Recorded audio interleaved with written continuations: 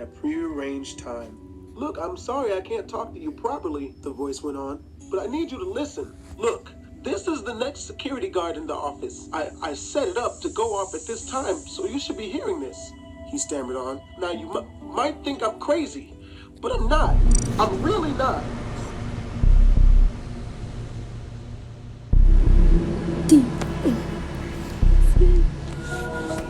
What is Black Desert Mobile? It's where you can discover your true potential. A true MM.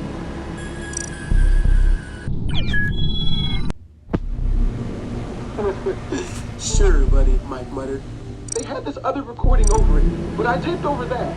He tells you there's nothing to worry about. I fixed it. You'll know the truth. Look, there's stuff you don't know about this place. Stuff they don't tell you in the interview. It's these things. These characters. They don't tell you this stuff, but I know. I saw them. These things. At that point, John hung up with an exasperated sigh.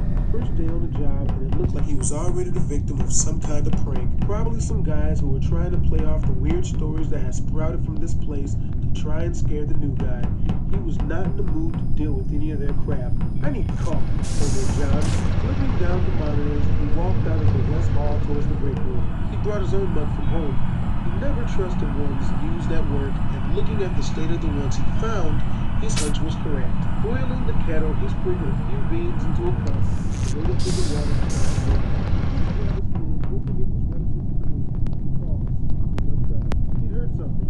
It sounded like it came from the hallway outside. He reached for his flashlight and flicked it on. Only the white and checkered walls met his eyes. Hello? He called. Anyone out there? Cautiously, he walked out in the hallway.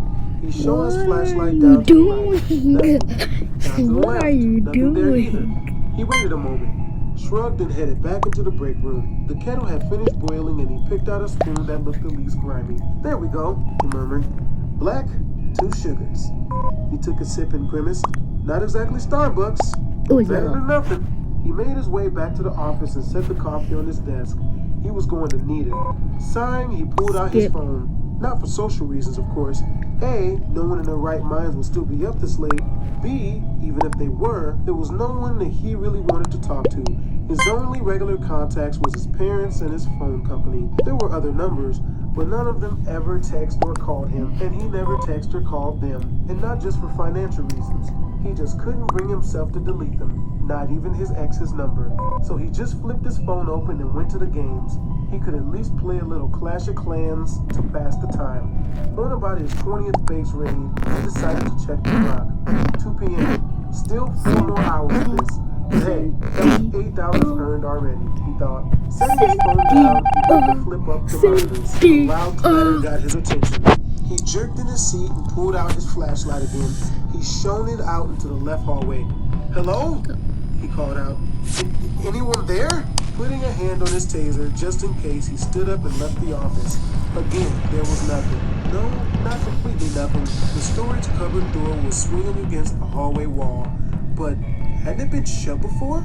John gulped and unhooked his taser. Gripping his torch, he steadily approached the cupboard. He shone his light down on what had come out.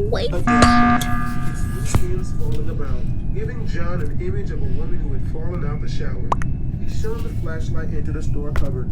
Nothing there either, completely empty. Just a shelf laden with buckets and cleaning products. John sighed. It had probably just fallen out because someone hadn't shut the door properly.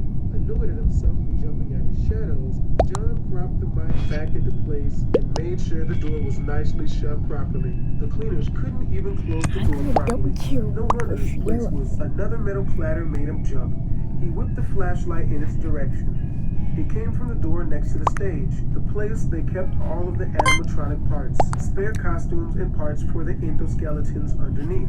John's heart pounded against his chest and he tried his best to control his breathing. Either he was hearing things and getting jumpy, or someone had actually broken in. Noticing how much his footsteps echoed down the halls, John pulled out his taser once more and steadily approached the door. He made a point not to even glance at the characters on stage, but it turned out that the characters on stage were nothing compared to what he saw in that room. He knew the costume parts were just empty heads. He knew they couldn't do anything.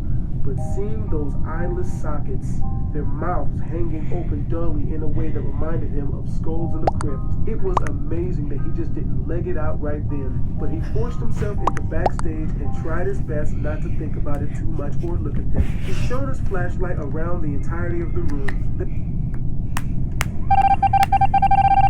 We're going to find the perfect tree. We're going skating.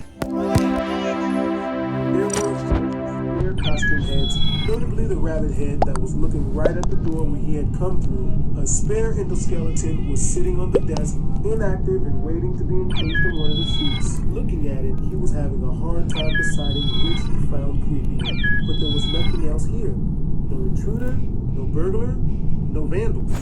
Oh, sus for no How was he reason. letting this get to him so easily? He get himself together. This job could be easy if he stopped jumping at his own freaking shadow all the time. Another realization made him run again. What had his boss told him just this morning about this job? What had he spent his time looking at and wasted time by not using? Almost slamming the backstage door, he stalked back down the hall. Returning to his security room, John's annoyance continued to replace his fear. Why was he bothering to search all these places by himself when he could just look at the cameras from here? First night, and he was already messing up. He flipped one of the monitors open and cycled through the cameras. Nothing in the corridors either side of him. No one in the bathrooms, no one in the dining area. The camera from the kitchen didn't work, but the audio betrayed nothing. But then he realized something. Something he hadn't noticed when he first flipped the monitor open. Now, though, it dawned on him. And it was almost a sense of dread that he changed the camera to the one on the stage. The bear, the chicken, they were present, but the rabbit was missing. Mike could feel his heart stop. She was gone. The rabbit was gone. She was meant to be on stage with the others, and now she was gone. How was this even possible? Was there really a break-in? Had someone stolen her? How had they managed to carry off a ton of suit and skeleton without John hearing? Maybe they tried to and they were still here. Desperate, John went through the cameras again. He stopped into one of the spare parts room. He found her. There was the rabbit in the room. She was standing right next to the table where the endoskeleton should be.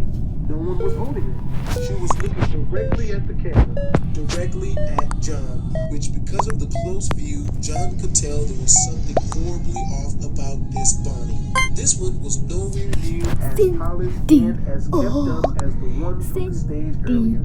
Even worse, its face seemed to be, for lack of better terminology, completely scooped out. Panic overtook his body and he slammed the monitor down. His eyes started to left off.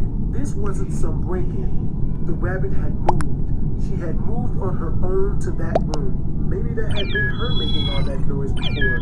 She'd been toying with him, messing with him. He was right when he thought that she'd been watching him. She targeted him the moment he stepped in here. Were the others the same? Could they move? Were they out for his blood too? His mind cast back to the recording. It had talked about the characters, the last guy who worked here. Was this it? Was this what the guy on the phone had? Wait, the guy on the phone. The guy with the crazy act. Talking about the characters that performed here. That meant he started to calm down once he realized what this must really be. It was all part of the prank. There was someone dressed up in the rabbit suit from the stage, and they were moving around just to mess with him. It was the perfect setup. The guy on the phone, the stories, there were even cameras posted everywhere.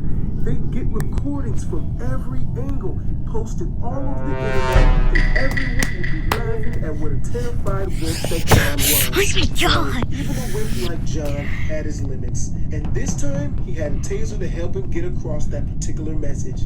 He pulled it out, and his flashlight from his belt verified the guy was still in the room where he kept the extra parts and suitcases, and strode down the hall. He shoved open the door and found him standing in the middle of the room, staring up at the camera, almost laughing at how dumb this was. "Okay, guy," he said, putting his best tough voice on. "That was a pretty good show. Way to pull a fast one on the new guard.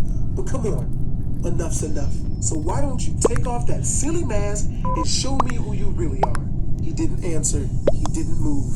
He didn't give any type of acknowledgement. that he'd even heard what John said.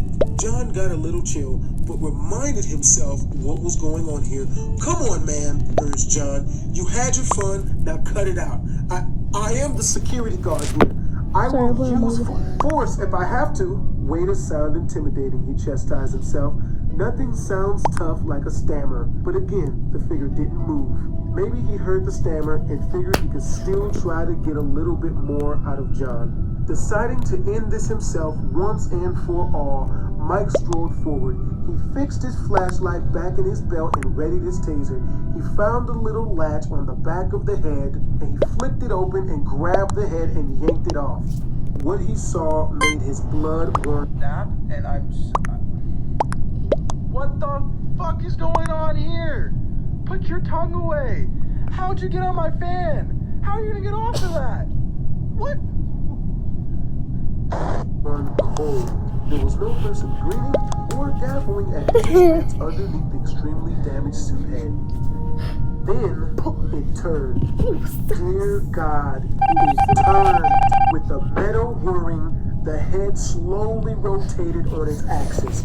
Dead eyes that suddenly glowed red found him. They stared right at him, through him, piercing his very soul. Panic rose in his chest once again, and with a loud clunk, he dropped the head and scrambled away. The whole body began to turn, the hands reaching down and picking up the discarded head.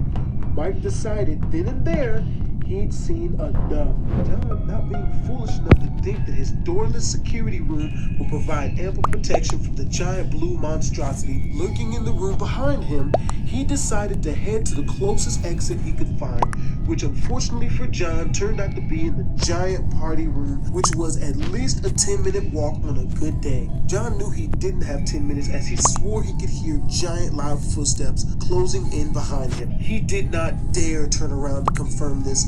The only thing running through his mind was please, just a bit farther. His hard work and dedication paid off as he reached the main party room, and with all the energy he had left in his body, broke into a sprint for the big red exit sign just across the room. John, seeing his chance at a shortcut, leapt on top of the closest children's table and started one by one vaulting from platform to platform in a desperate attempt to bridge the gap between him and surely would be his freedom from this nightmare. He reached the last table and dove, landing palm first onto the doorknob. He halfway expected the door to be locked the way his luck had been going lately. Words couldn't describe the relief John felt when he twisted the knob all the way to the left and he heard the click that always signified that the locking mechanism wasn't currently engaged. Holding the knob in place, he pushed the door. Nothing. He pushed again. Nothing. John took a step back and rammed the door for everything he was worth. Still no budge. He took another step back in order to try again as he felt a large, rough hand grab his wrist. It was dark purple with flaking synthetic fur. A massive thing filled his entire vision, his eyes bulging out of the emptiness of his head, and then he felt it. A jerk so hard that John thought his arm had been ripped clean off. The last thing that John saw before he left his feet was the last cruel joke his life would play on him. A small sign just underneath the doorknob that read, "Pull only." Before John knew it, he was 20 feet away from the door and face down in one of the piles of trash that the cleaners had neglected to pick up the night before. He lay face down in the pile, lifeless, hoping the thing would mistake him. You guys win anyway. Immediately as he felt the same insanely strong grip and close around him. This time his neck. The withered body suit picked him up and spun him around. He now got a good look at his soon-to-be killer. Its eyes glowing bloodshot red and patches of fur missing from assorted parts of its body. John saw it and closed one of his huge hands into a fist, and he knew what was coming next. He closed his eyes and mentally said goodbye to his loving wife and unborn child, and that's when he felt it. Nothing. No hit, no dismemberment, nothing. He opened his eyes to see that the thing not only wasn't killing him, but was putting him down. Carefully, the thing continued to comfortably left the carpet floor. The monstrosity then lowered its head in what looked to be shame and began stepping backwards. Please go easy on me. I didn't know. Either John's head was still spinning from the collision after the throw, or he could swear that was fear in its voice. John, finally coming back into coherence, started to pull at his face. Something strange was stuck on it and it was obscuring his view. That's where he looked behind him to the pile he had fallen in and noticed all the juice cups, pizza crusts, and party masks that had been there since the day prior. The purple monster spoke, its words stopping John dead in his tracks. I'm so sorry for that. The smallest surprise can make a big memory.